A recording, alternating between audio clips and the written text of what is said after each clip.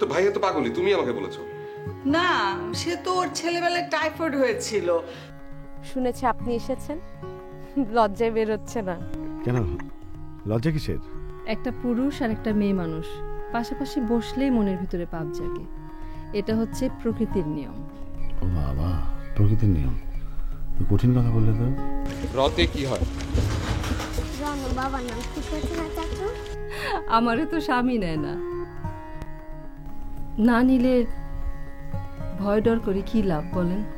মা, চাচু আমাকে অনেক ঘুরিয়েছে। মা, একটা জিনিস খেয়েছি, বলবো না? তোমাকে কি বলতে বলেছে? হাতটা ছাড়েন, লোকে দেখলে বদনাম করবে। মা, বাবা কি সত্যিই পাগল?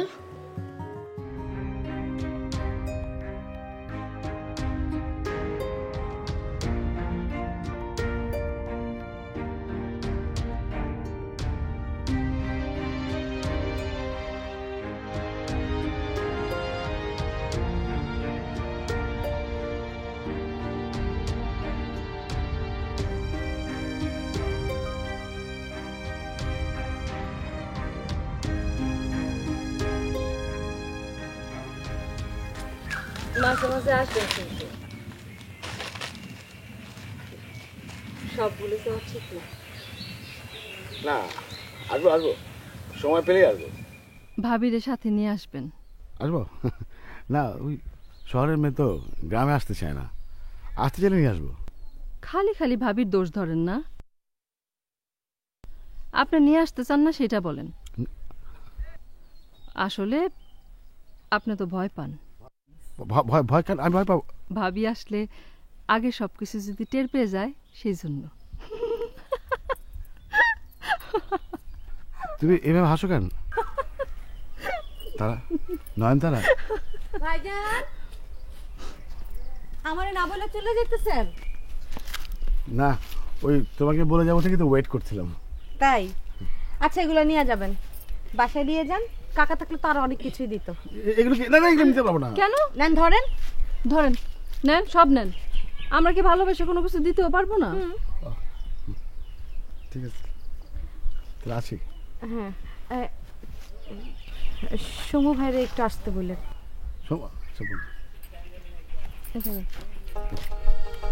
যাই।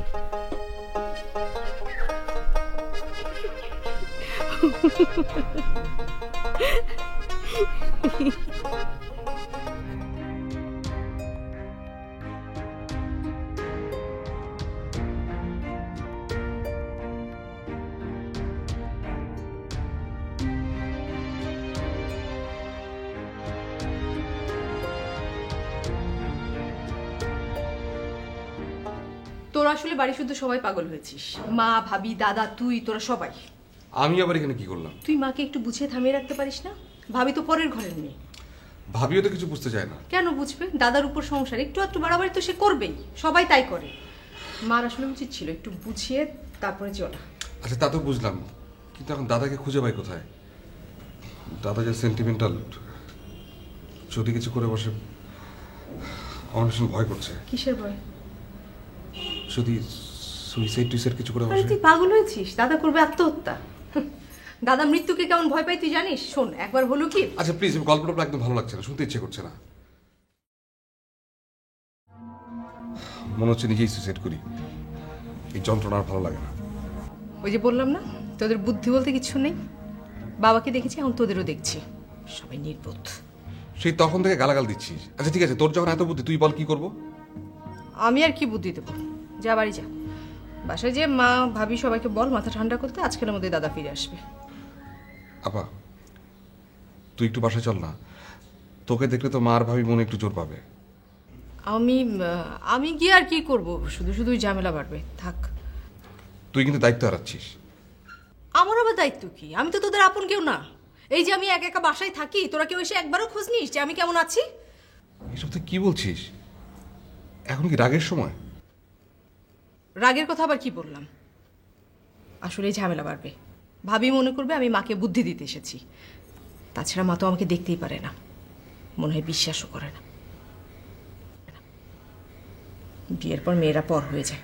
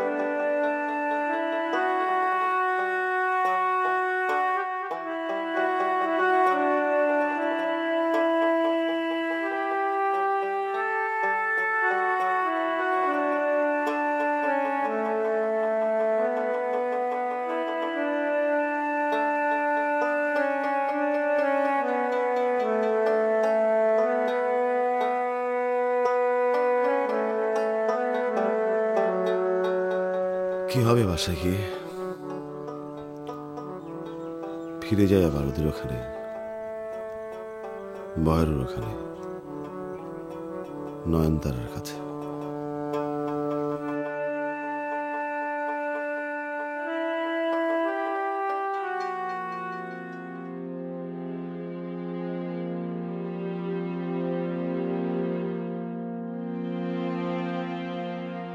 বাউন্ডালে হবে নিয়ে জানি বাপ যেমন পাগল তেমনি ছেলে না হোক।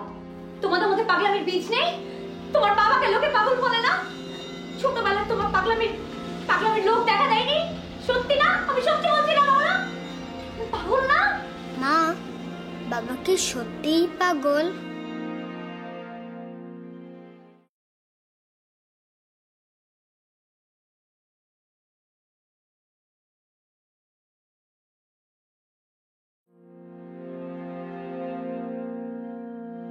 ভাবি খেতে এসো, এভাবে না খেয়ে থাকলে তো আর অসুস্থ হয়ে পড়বে।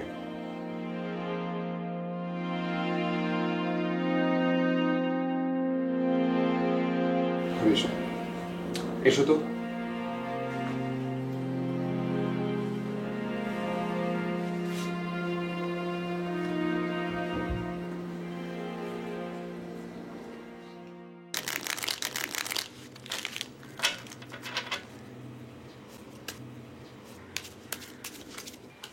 চা।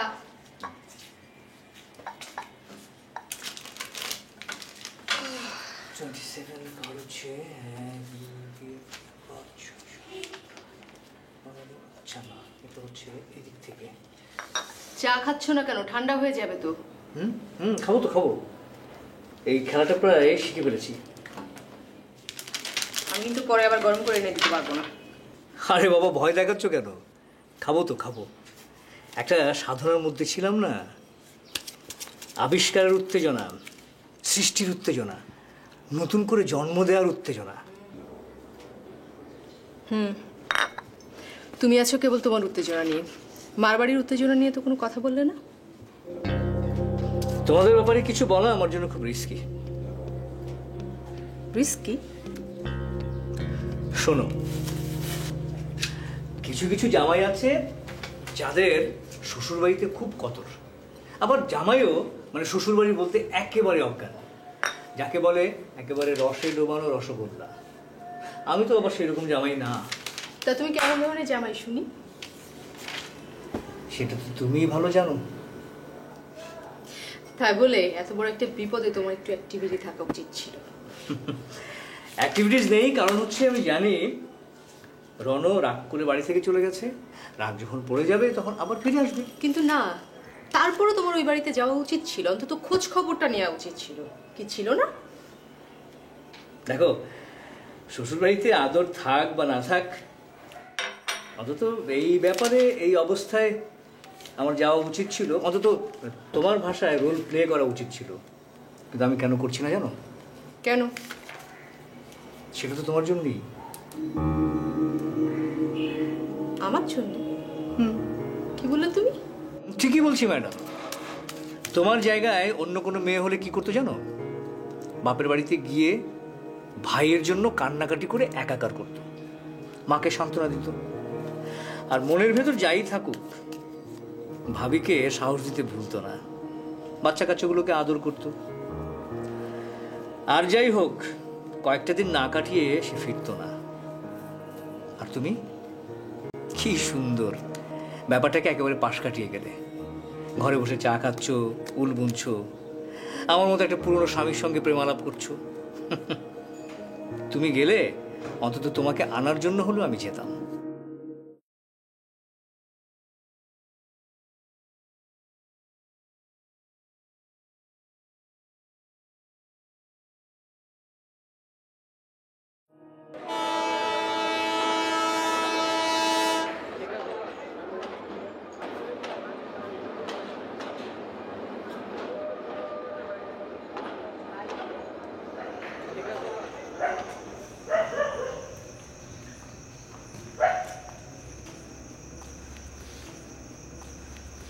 রণ ভাই বলে মনে হচ্ছে।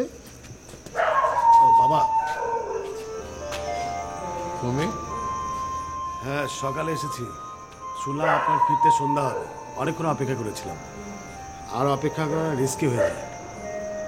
তা খবর কি? খারাপ কোনো খবর পাই না তো? না না, আপনার শরীর খারাপ শুনলাম, তাই আপনাকে দেখতে এলাম।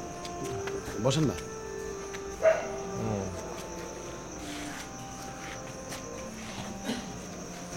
এলেই যখন তো চিঠি দিয়ে আসতে, তাহলে আমি দুর্গাপুর যেতাম না। ওখানে অনেক বড় মেলা হয় তো, ঘরে আবার অনেক জিনিস টিনিস কিনেছে।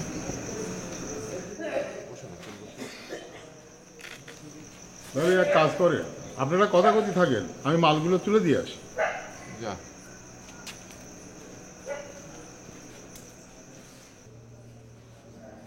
বাবা এখন কেমন আছেন?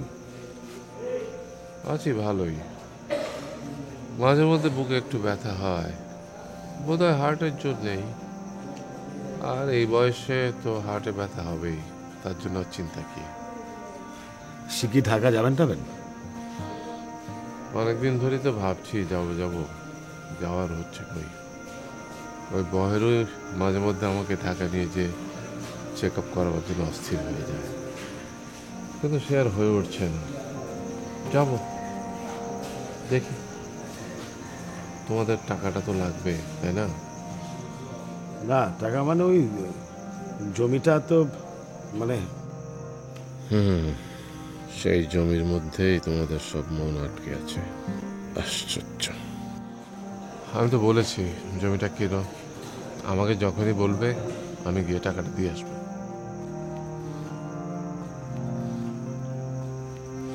বাবা অনেক রাত হয়েছে, আপনি বেটার চলে যান।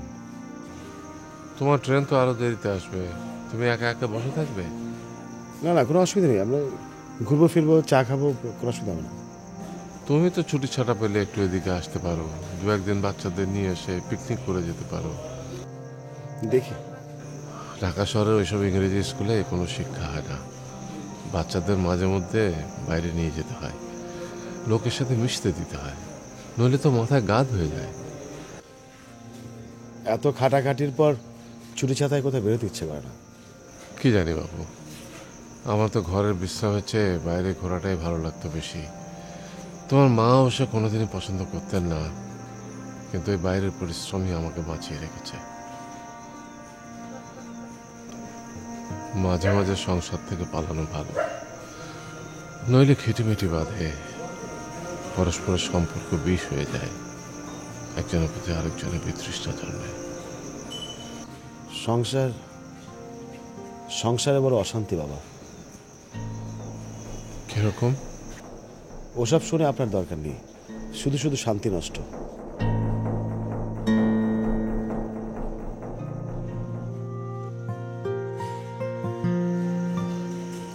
ঢাকা শহর লোভ দেখিয়ে মানুষকে স্বার্থপর করে তুলেছে। ওটা একটা মানুষ পচানোর জায়গা, সাধুকে করে তুলেছে অসৎ। তাই তো আমি বলি বাবা, এদিকে এসে বসত পড়ো। আমিও তো তাই চাই, কিন্তু কি ঠোঙায় কি? আরে ডিম, সেদ্ধ ডিম। ছেলেবেলায় আপনি খাতি ভালোবাসতেন। বাবা অনেক রাত হয়েছে, রিক্সা করে গেলেও অনেক দেরি হয়ে যাবে, আপনি ওঠেন না। তুমি একলা কতক্ষণ বসে থাকবে? আমিও থাকি, দেখতে দেখতে সময় চলে যায়। না না বাবা, আপনার শরীর খারাপ, আপনি চলে যান।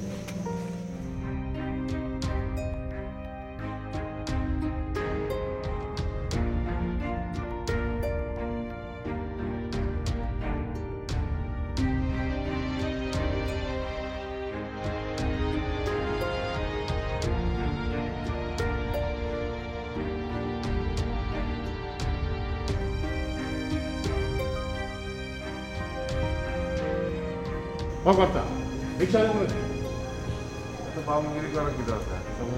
চলেন না। শোনে, এই যে একটা বামনের খবর পাইছি, বুঝছে? আর 12 আঙুল মানুষের জানি, কিন্তু 14 আঙুল মানুষের রাস্তা কত জানি না। তাহলে আনবো নাকি? আপনি কি বলেন?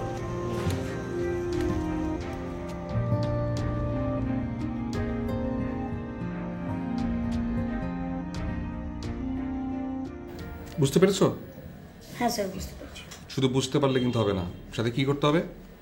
প্র্যাকটিস করতে হবে। কারণ প্র্যাকটিস না করলে তুমি তো আবার ভুলে যাবে। এখন তুমি আমাকে বলো অক্সিলিয়ারি ভার্ব কী কী কাজ করে?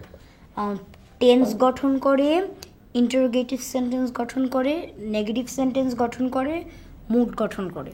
এই তো তুমি পারছো। এখন তুমি এখানে দেখো বিভিন্ন ধরনের এক্সাম্পল দেওয়া আছে। তুমি এই এক্সাম্পলের বাইরে নিজে থেকে 10টা এক্সাম্পল সেট করে কালকে আমাকে দেখাবে, ঠিক আছে? দেখো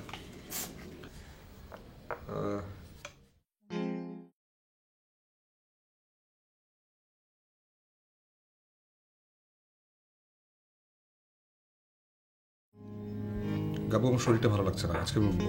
স্যার চা খাবেন না? আজকে চা খাবো না, তুমি পড়ো।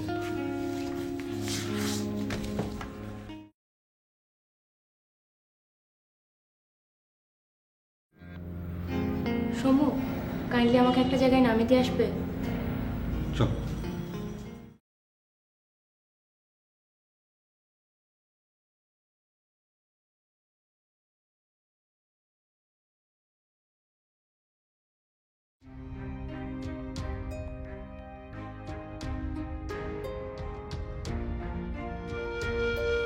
বাবা কত সুখে আছে, একা একা, বন্ধনহীন। আমি কি করব? কাউকে সুখী করতে পারলাম না। মা, বাবা, ভাই, বোন, বিনা, কাউকে না। আচ্ছা, আমি বিনাকে মারলাম কেন? আমি কি সত্যিই পাগল? বলে এমন একটা কাজ কিভাবে করলাম? বিনার সামনে গিয়ে দাঁড়াবো কিভাবে? ও কি বাসায় নাকি চলে গেছে? হয়তো আর ফিরবেই না। বাচ্চাগুলোর কি হবে? না, এত চাপ সহ্য করা যায় না।